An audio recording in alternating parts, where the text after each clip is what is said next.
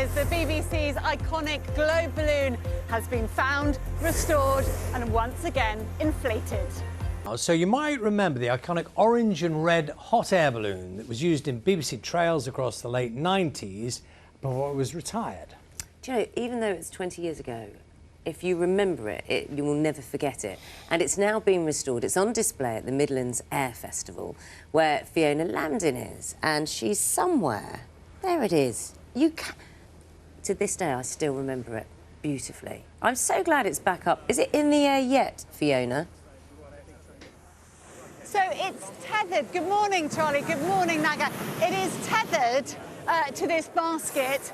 They've just got the burner going, and this is the first time it has been on public view for more than 20 years. It's gorgeous when they keep putting that burner, because I can tell you it's quite cold here. For the first time in 20 years, she is out the bag, she's on public view, and I've been taking a look back at how she got here.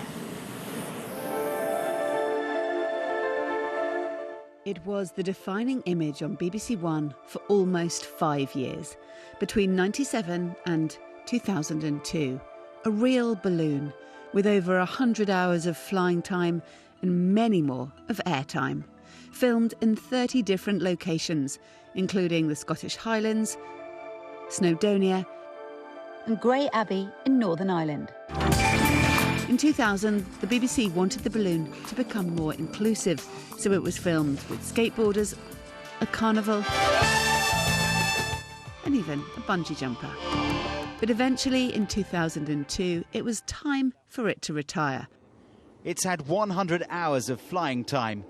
And Breakfast's very own John Kay was on the last flight with its pilot, James Mossman. Being on BBC One was just something that was just never been done before. And 21 years ago, it was put into a big bag, which was put into storage and completely forgotten about, until now.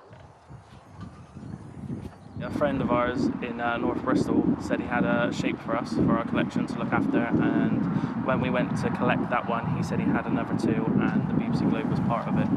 What did you think? Well, it's quite surreal, because when I was a child, I remember it on telly, seeing the BBC idents and stuff, and to have it there in your garage, it's quite surreal. And for the last 4 months, these Bristol brothers have been restoring it. Hundreds of stitches around the mouth, cleaning and painting. Red tends to fade a bit more than any other colour. If you were to put this bottom half of the envelope through a grab test, which is an MOT pretty much for balloons, I reckon it would pass easy. So 26 years ago, were all these clouds hand-painted? Yes, so they'd have staff at the Camerons. I don't know how many they'd use, but yeah, they would have hand-painted every single cloud on this envelope. Nowadays, they use digital printing, so painting's long gone now. And as the paint dries, the globe is ready for inflation.